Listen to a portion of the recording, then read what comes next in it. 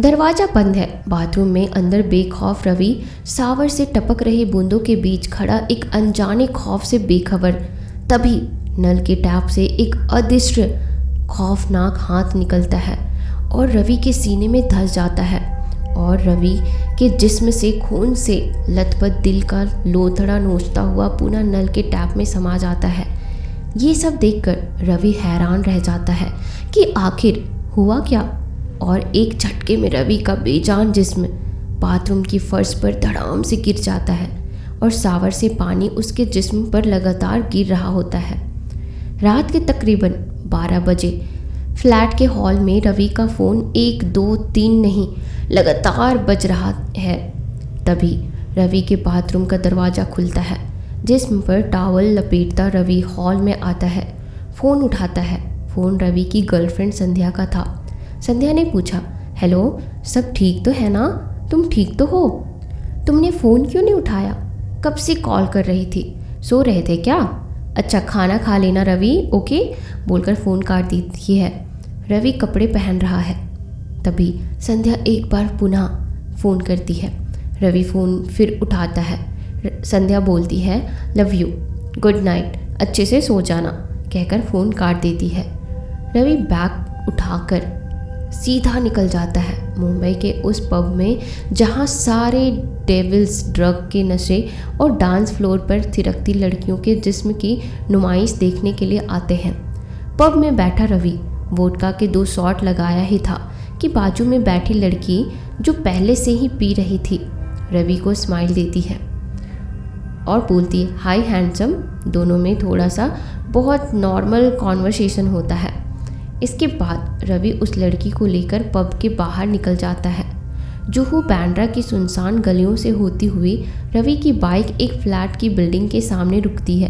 रवि उस लड़की को वहीं ड्रॉप करता है और बाइक मोड़ता ही है कि तभी लड़की बोलती है, जिसका नाम लिली है, इतनी जल्दी भी क्या है? जब यहाँ तक आ ही गए हो तो मुझे फ्लैट तक छोड़ भी दो प्लीज़, अपने आप में नहीं जा सकती रूम तक। रवि उस लड़की के फ्लैट पर जाता है। उसके फ्लैट की चाबी लेकर दरवाज़ा खोलता है। लड़की, जिसका नाम लिली था, पूरी तरह से नशे में चूर थी। रवि लिली को छोड़कर निकलने ही वाला होता है कि तभी लिली रवि का हाथ पकड़ लेती है और बोलती है, आप हमारे गरीब खाने में तशरीफ़ लाए हैं जनाब, हमें भी कुछ खातिरदारी का मौका दीजिए। और सामने रखी वोडका की बोतल और 2 ग्लास लेती है और फ्रिज से आइस क्यूब निकालती है और रवि के सामने रख देती है और रवि की आंखों में आंखें डालकर नशीले अंदाज में बोलती है, जस्ट 2 मिनट, मैं अभी चेंज करके आती हूँ, और अंदर के रूम में चली जाती है। घड़ी में रात के 2 बजने वाले हैं। रवि गिलास में वोडका डालकर पैक बनाने ही वाला था कि रवि के व्हाट्सएप पर मैसेज आता है, your registration is successful. Mobile उठाता हुआ, on our horror site, keep enjoy lights of real horror adventures on this site, और नीचे यूज़र आईडी और पासवर्ड दिया रहता है। रवि साइट में उस आईडी और पासवर्ड डालकर साइन करता है।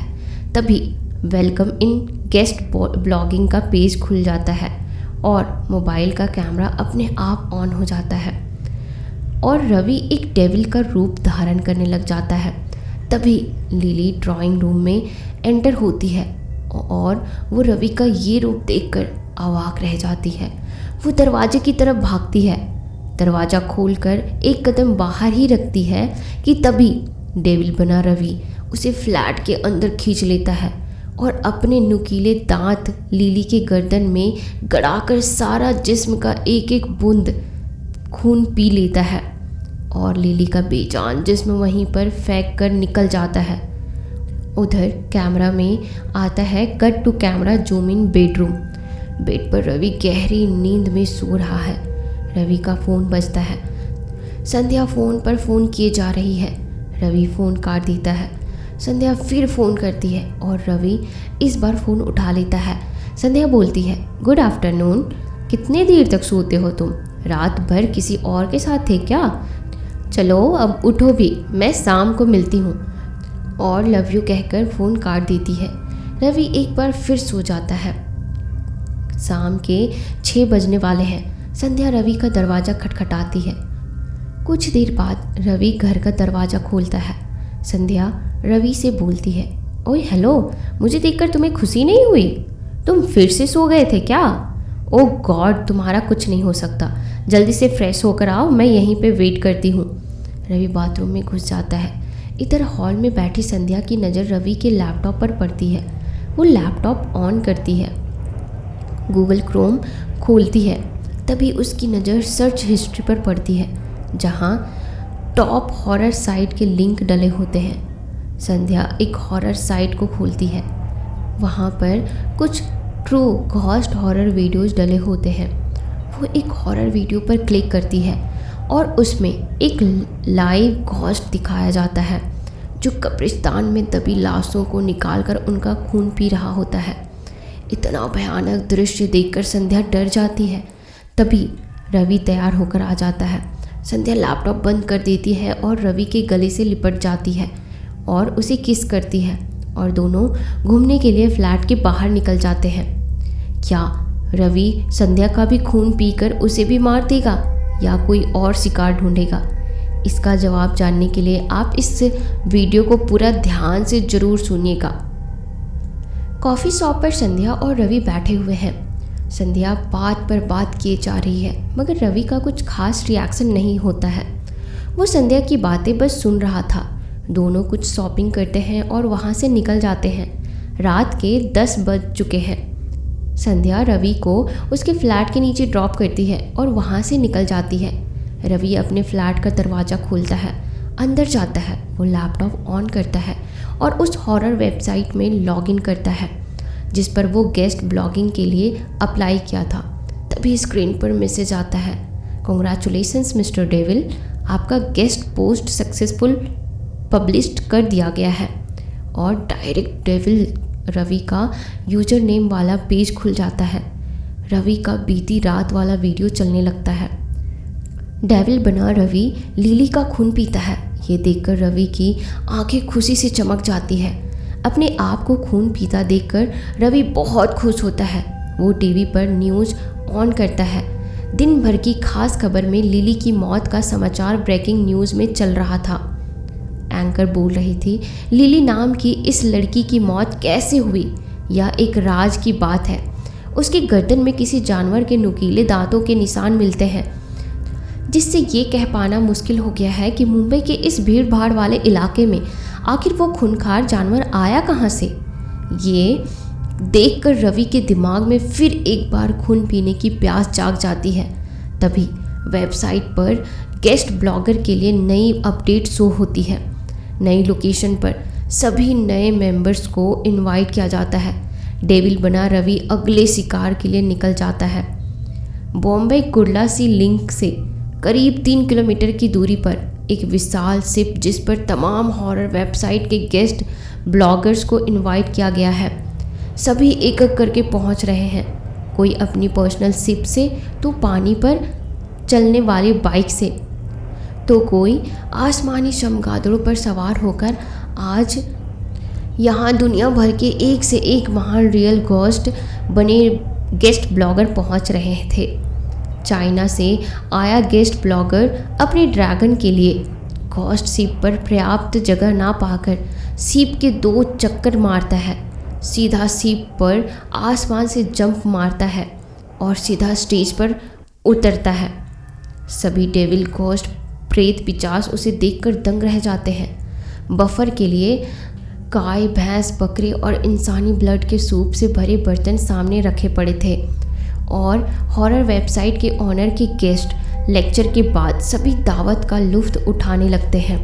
इधर रवि शहर की गलियों पर अंधेरों को चीरता हुआ अपनी बाइक पर आगे बढ़ रहा है। तभी उसके सामने पुलिस की वैन दिखाई देती है, जिसमें 40 से ज़्यादा कैदियों को कोर्ट की पेशी के बाद यरवदा जेल में शिफ्ट करने के लिए ले जाया जा रहा था। रवि उड़कर उस वैन को हाईजैक कर लेता है और वैन में सवार ड्राइवर को लात मारकर वैन से बाहर फेंक देता है और वैन को आसमान की ऊंचाइयों में ले जाकर कहीं बादलों में गुम हो जाता है। इधर हाईजैक हुई वैन की खबर ड्राइवर के द्वारा मुंबई पुलिस हेडक्वार्टर को पहुंचाई जाती है। पुलिस कंट्रोल रूम द्वारा वैन में लगाई जीपीएस ट्रेस करने पर लोकेशन बांद्रा कुर्ला से लिंक के पास दिखाई दे रही थी, जो कुछ देर में दिखानी बंद हो जाती है। पुलिस के बोट्स उस लोकेशन पर भेजे जाते हैं, मगर वहाँ कोई वैन नहीं मिलती है। इधर घोस्ट शिप पर रवि की एंट्री होती है। रवि के साथ सबके लिए जिंदा इंसानी खून रवि को टॉप हॉरर गेस्ट ब्लॉगर बना देता है। उसे अवॉर्डेड किया जाता है। इधर मुंबई की पुलिस लिली की मौत की गुत्थी सुलझा भी नहीं पाई थी कि इतने सारे कैदियों का एक साथ गायब हो जाना भी एक रहस्य बना हुआ था। बात होम मिनिस्टर तक पहुंच चुकी थी। मुंबई पुलिस पूरी तरह से दबाव में थी, जिसका जवाब देने में पुलिस असमर्थ थी। बार बार संध्या रवि का फ़ोन ट्राई कर रही थी, मगर वो अनरीचेबल बता रहा था। रात से सुबह हो चुकी थी। संध्या ने सुबह एक बार फिर रवि को फ़ोन लगाया। 2-4 बार की कॉलिंग के बाद आखिरकार रवि ने फ़ोन उठा लिया। संध्या ने इस बार हेलो नहीं किया। वो रवि को झाड़ती हुई बोली, क्या नाटक लगा रखा है तुमने? रात भर घोड़े बेचकर सोते हो क्या? कब से फ़ोन कर रही हूँ, कितना परेशान थे, और तुम है कि फ़ोन काट देता है। तभी न्यूज़ चैनल पर लिली की मौत की खबर चल रही थी, जिसमें सीसीटीवी फुटेज में रवि की शक्ल का कोई शख्स आखिरी टाइम लिली के साथ पाया गया था। संध्या रवि को पहचान जाती है। उसका माथा ठनकता है। वो सीधा रवि के फ्लैट में जा धमकती है। रवि के फ्लैट की एक और चाबी संध्या के पास ही रहती थी। वो रवि के फ्लैट में एंटर होती है। सारे घर की तलाशी लेती है, मगर उसे कुछ खास सबूत नहीं मिलते जिससे रवि के गुनाह की पुष्टि हो जाए। फिर उसकी नज़र लैपटॉप पर पड़ती है, जिसे रवि रात में चलाते समय शट डाउन करना भूल गया था। वो लैपटॉप को फिर से चालू करती है, जिसमें हॉरर वेबसाइट तुरंत खुल जाती है और रवि का गेस्ट इवेंट वाला हॉरर वीडियो चलने लगता है। इसके बाद वो लिली के मर्डर वाला वीडियो भी देखती है। ये सब देखकर वो सन्न रह जाती है। उसका दिमाग काम करना बंद कर देता है। वो दोनों वीडियो को डाउनलोड कर अपने मोबाइल में डालती है और वहाँ से निकलने ही वाली होती है कि तभी रवि आ जाता है। संध्या को देखकर रवि का कुछ खास रिएक्शन नहीं होता। वो कुछ नहीं बोलता। संध्या ही बोल पड़ती है, बहुत देर से फ़ोन ट्राई कर रही थी, जब नहीं लगा तो सीधा चली आई तुम्हारे पास। और तभी रवि अपनी बाहें फैलाए हुए संध्या की तरफ खौफनाक अंदाज से देखता है। संध्या डर जाती है। रवि संध्या को अपनी बाहों में भर लेता है। ताज़ा शिकार उसकी बाहों में था। वो धीरे धीरे डेविल का रूप धारण करने लगता है। क्या संध्या इस बार बच पाएगी? क्या संध्या रवि के घर से बाहर जा पाएगी? क्या करना चाहती थी वो उन दोनों वीडियोस का? इन सभी सवालों का जवाब जानने के लिए इस कहानी को पूरा अंत तक जरूर सुनिएगा।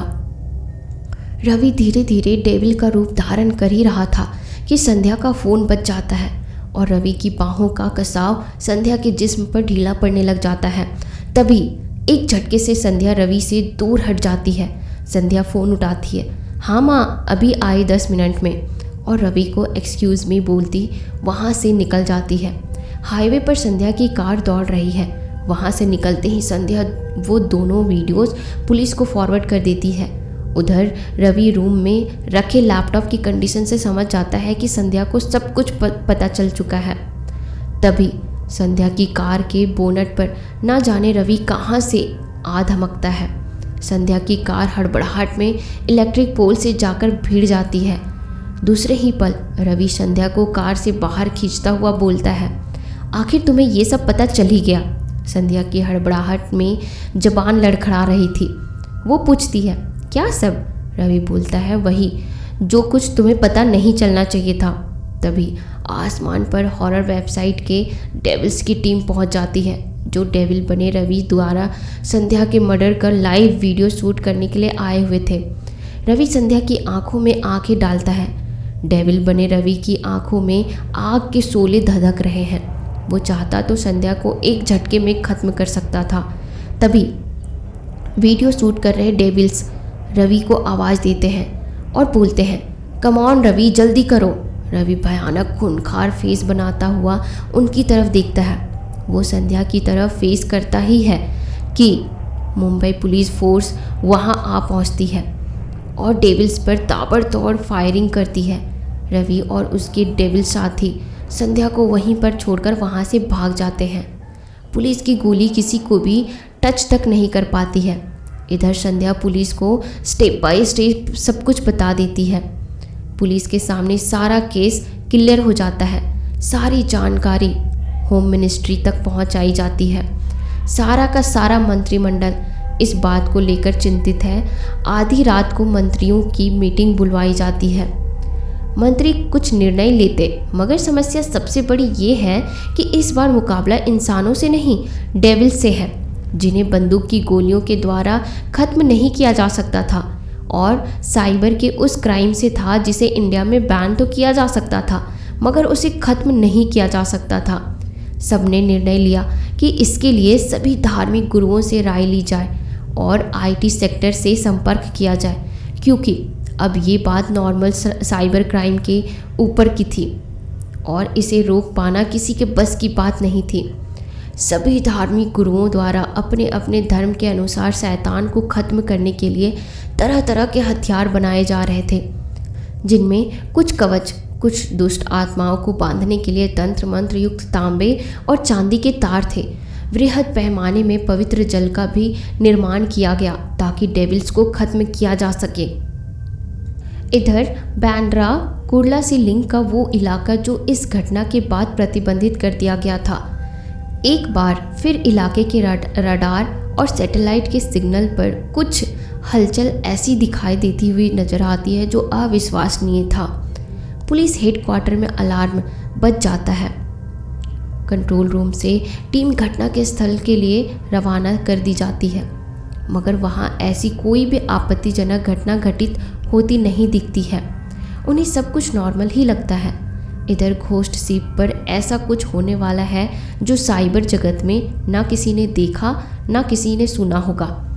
जितने गवर्नमेंट के आईटी सेल के कर्मचारी थे वो खुद हॉरर वेबसाइट के ट्रैप में फंस चुके थे।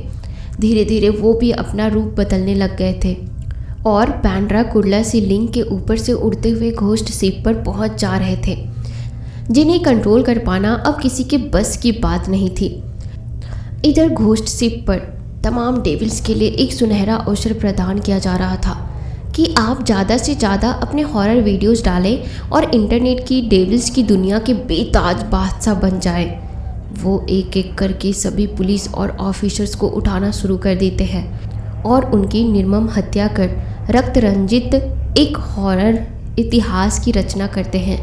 हॉरर वेबसाइट का एडमिन उन्हें इस काम के लिए प्रोत्साहित कर रहा है।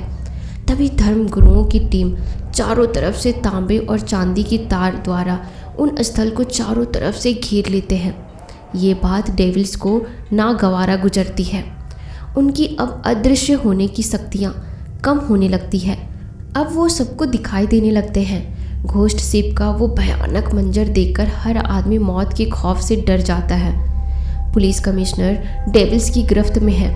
रवि पुलिस कमिश्नर को मारने के लिए जैसे ही अपना हाथ उसके सीने की तरफ बढ़ाता है, तभी प्लेन से घोस्ट शिप पर पवित्र जल की बरसात करवा दी जाती है, जिससे सभी डेविल्स एक एक करके उस पवित्र जल से जलने लगते हैं। उनकी आत्माएं आसमान की ओर उड़ने लगती है और उठ जाती है। कुछ प्लेन पर अटैक करने की नाकाम कोशिश करते हैं और आखिरकार वो भी मारे जाते हैं। जब रवि के ऊपर प्लेन से पवित्र जल डाला जाता है, तब उसकी निगाहें बस संध्या को ढूंढ रही होती है। आसमान में उठते धुएं के साथ रवि का जिस्म भी खाक हो जाता है। संध्या से ये सब नहीं देखा जाता और वो मुंह दबा के पुलिस की सीट में एक कोने में जाकर बैठ जाती है।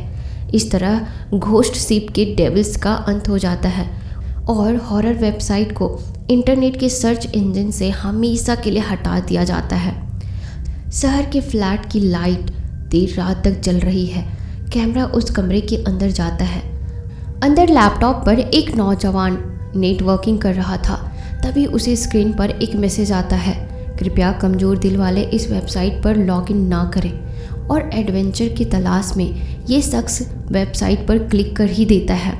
फिर उसके साथ जो होता है उसकी कल्पना आप कर ही नहीं सकते। कहानी यहीं पे समाप्त होती है। तो दोस्तों, आपको यह कहानी कैसी लगी मुझे कमेंट सेक्शन में ज़रूर बताइएगा। और अगर आप मेरे चैनल पर नए हैं तो आप हमसे जुड़ने के लिए इस चैनल को सब्सक्राइब ज़रूर कीजिएगा, ताकि आप आगे भी इसी तरह की मज़ेदार कहानियाँ सुनते रहें। और अगर आपके पास भी कुछ हॉरर स्टोरीज़ है या भूतों की कहानियाँ हैं, लाइफ में घटी कोई घटना है, तो आप मुझे इंस्टाग्राम पर शेयर कर सकते हो। मेरी इंस्टाग्राम की आईडी है डिजिटल दिव्या 001। आप मुझे वहाँ पे अपनी कहानियाँ शेयर कर सकते हो। मैं आपकी कहानियों को आवाज़ ज़रूर दूँगी। मिलते हैं नए वीडियो में नए कहानी के साथ। तब तक के लिए आप अपना ख्याल रखना।